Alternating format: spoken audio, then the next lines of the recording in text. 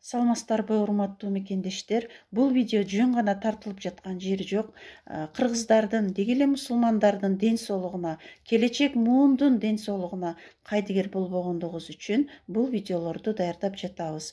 Ошондуктан акырына чейин көрүп, жыйынтык чыгарасыздар деген үмүттөмүн. Айтатын боламыз. Сіздермен бірге Smart Қазақ арнасы. Видеоны соңына дейін көріңіз, өте қызық болады.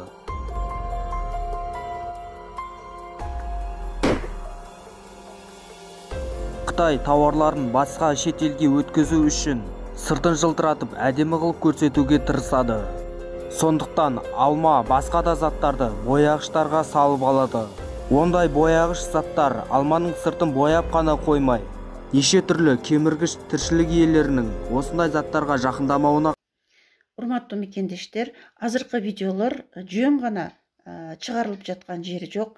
Кыргыздын келечегине, деги эле мусулмандардын ден соолугуна кам көрүү максатында чыгарылып жаткан видеолор булар. Буларды көргөндө өзүбүз жыйынтык чыгаралы.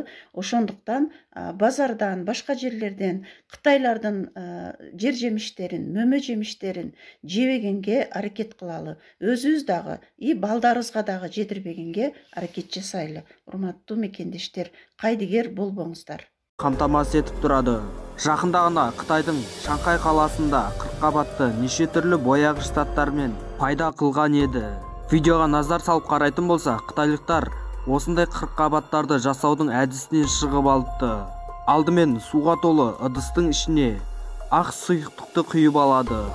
Ал 40 қабатқа анық ұқсас болу үшін кішкене жасыл сұйықтықтан араластырады. Дайын болған затты суға бір батырып алады.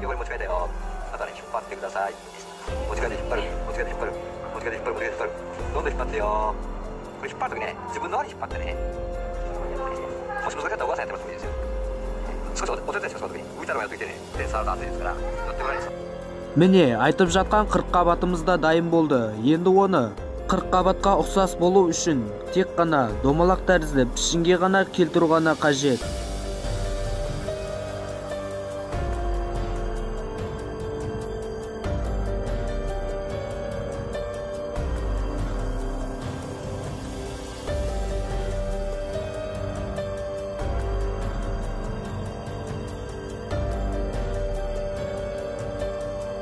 Айыра алмайсыз.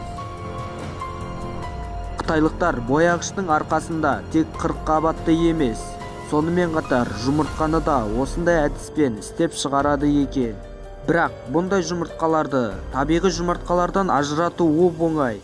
Жасанды жолмен жасалған жұмыртқалар ұстаған кезде қолға резеңке сияқты тиіледі. Соның арқасында жасанды жұмыртқаларды ажырату оп-оңай. Бірақ асықпай тұрыңыз. Қытайлықтар 2025 жылы тағы бір жасанды жұмыртқаның түрін ойлап табайын деп жатыр. Сіз оны жасанды жұмыртқа екендігін мүлдем ажырата алмай қаласыз.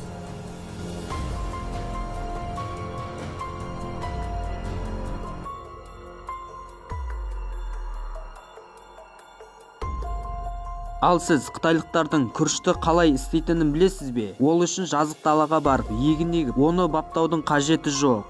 Бар болғаны қолыңызда бірнеше килограмм болатын силикон немесе пластик бөтелкелер ғана қажет. Алдымен ондай бөтелкелерді арнайы құрылғылар арқылы ұсақтап алады. Ал құрылғы оны жіңішке қылып шығарып, арнайы пішінде кесіп тастайды.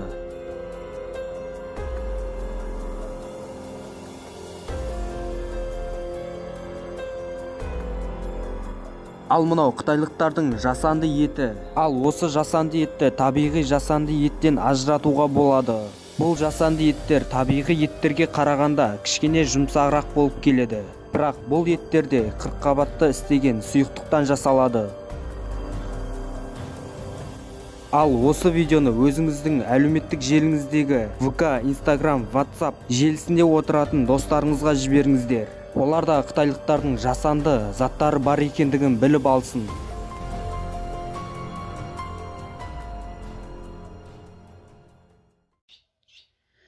Урматтуу мекендештер, биз Кытайдын бизге келип жаткан товарларын, ошондой эле жер жемиштеринде уулуу заттардын бар экендигин видеолордон факты менен бизге көрсөтүп жаткан учурлары аябай көп.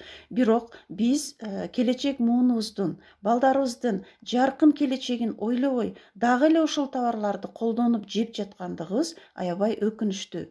Урматтуу мекендештер, биздин терең ойлоно турган мезгилибиз келип жетти деп ойлоймун.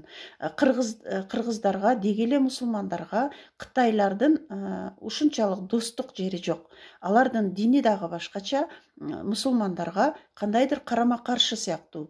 Ошондуктан Кытайлардын товарларын жегенди, колдонгонду токтотушубуз учурдун талабы деп ойлоймун. Мен ушул төбөдө турган бийлик төбөлдөрүнө дагы кайрылат элем. Эгерде кыргызмын деп жүрөгүңөр согуп жаткан болсо, Кыргызстандын келечегине бир точкачалык кайдыгер болбосоңор, анда Кытайдын товарларын, Кытайдын жер жемиштерин Кыргызстанга киргизбегиле. Өзүбүздө дагы табигый бардык нерселер өсөт, бардык нерселер жетиштирилет. Ошол өзүбүздүн жасап чыккан табигый нерселерибизди жегенге шарт түзүлүшү керек. Кытайды жолотпогула, урматтуу бийлик төбөлдөрү.